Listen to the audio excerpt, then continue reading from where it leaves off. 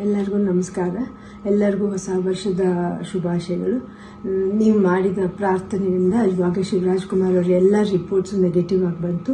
ಕೊನೆಯಲ್ಲಿ ನಾವು ಪೆಥಾಲಜಿ ರಿಪೋರ್ಟ್ಗೋಸ್ಕರ ಕಾಯ್ತಾ ಇದ್ವಿ. ಅದರಲ್ಲೂ ನೆಗೆಟಿವ್ ಅಂತ ಬಂದು ಇವಾಗ ಅವರು ಕ್ಯಾನ್ಸರ್ ಫ್ರೀ ಅಂತ ಹೇಳಿಬಿಟ್ಟು ಅಫಿಷಿಯಲಿ ಹೇಳಿದ್ದಾರೆ. ಆದ್ದರಿಂದ ನಾನು ನಿಮ್ಮ ಪ್ರಾರ್ಥನೆಗಳಿಂದ, ನಿಮ್ಮಲ್ಲಿ ದೊಡ್ಡವರ ಆಶೀರ್ವಾದದಿಂದ ಇವತ್ತು ಶಿವರಾಜ್ ಕುಮಾರ್ ಅವರು ಇಷ್ಟು ಚೆನ್ನಾಗಿರೋಕ್ಕೆ ಸಾಧ್ಯ ಆಯಿತು. ನಾನು ಇದನ್ನು ನನ್ನ ಲೈಫಲ್ಲಿ ಯಾವತ್ತೂ ಮರೆಯೋದಿಲ್ಲ.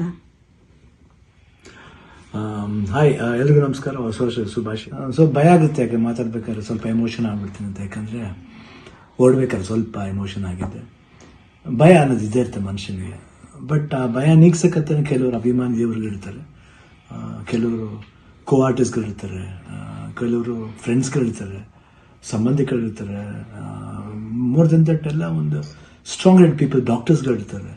ಆ್ಯಂಡ್ ನಮ್ಮ ಅಲ್ಲಿ ನಮ್ಮ ಕೀಮೋ ಮಾಡಿರೋ ಒಂದು ಡಾಕ್ಟರ್ ಶಶಿಧರ್ ಇರ್ಬೋದು, ದಿಲೀಪ್ ಇರ್ಬೋದು, ಗೀತಾ ಅವ್ರು ಇರ್ಬೋದು, ಐ ಥಿಂಕ್ ಸಾಕಷ್ಟು ನರ್ಸಸ್ ಮಲ್ಯಾದಲ್ಲಿ BK ಶ್ರೀನಿವಾಸ್ ಅವ್ರು ಇರ್ಬೋದು. ಪ್ರತಿಯೊಬ್ಬರು ನಾನು ನೋಡ್ಕೊಂಡಿದ್ದ ರೀತಿ ಇರ್ಬೋದು, ಒಂದು ಅವಾಗ ಸ್ವಲ್ಪ ಆರಾಮಾಗಿರ್ತಿದ್ದೆ. ಒಂದಿದು ಶೂಟಿಂಗ್ ಮಾಡಿಬಿಡ್ತಿದ್ದೆ. ಅದು ಯಾವ ಜೋಶಲ್ಲಿ ಬಂತು ನನಗೂ ಗೊತ್ತಿಲ್ಲ.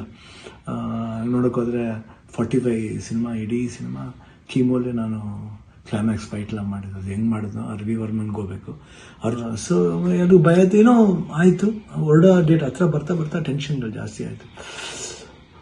ಲಾಸ್ಟ್ಲಿ ಏನು ಮಾಡೋದು, ಎಲ್ಲರೂ ಫ್ರೆಂಡ್ಸ್ಗಳಿದ್ದಾರೆ ನನ್ನ ಜೊತೆಲಿ. ನನ್ನ ಫ್ರೆಂಡ್ಸ್, ಚೈಲ್ಡ್ಹುಡ್ ಫ್ರೆಂಡ್ಸ್ ಇರ್ಬೋದು, ಶೇಖರ್, ವಿಜಯ್ ಪ್ರಸಾದ್, ಆಲ್ಮೋಸ್ಟ್ ಎಲ್ಲ ಕೀಮೋಲ್ ಇದ್ರ ಜೊತೆಲಿ. ಆ್ಯಂಡ್ ನಟ ಅಂತ ನನ್ನ ಕಸಿನ್ ಒಬ್ಬ ಇದ್ದ. ಅಫ್ಕೋರ್ಸ್ ಗೀತಾ ಯಾವಾಗಲೂ ಜೀವನದಲ್ಲಿ ಶಿವಣ್ಣ ಇದ್ದರೆ ಗೀತಾ ಇದ್ದರೆ ಶಿವಣ್ಣ ಇಲ್ಲವೇ ಇಲ್ಲ. ಯಾಕಂದರೆ ಒಂದು ಸಪೋರ್ಟ್ ಯಾವತ್ತೂ ನನಗೆ ಬೇರೆ ಯಾರ ಕೈಯಲ್ಲಿ ಸಿಗುತ್ತೋ ಗೊತ್ತಿಲ್ಲ, ಬಟ್ ನನಗೆ ಸಿಗುತ್ತೆ. ಅದೊಂದು ನನ್ನ ಮಗಳು ನಿಧಿ.